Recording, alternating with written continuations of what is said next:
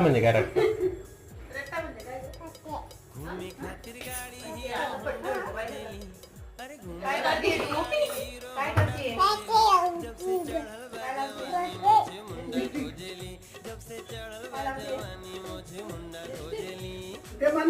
बोले बाबा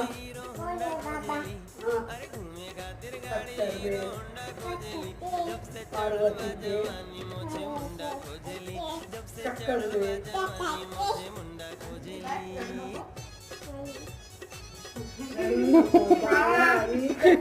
नाटक कोण करतं नाटक?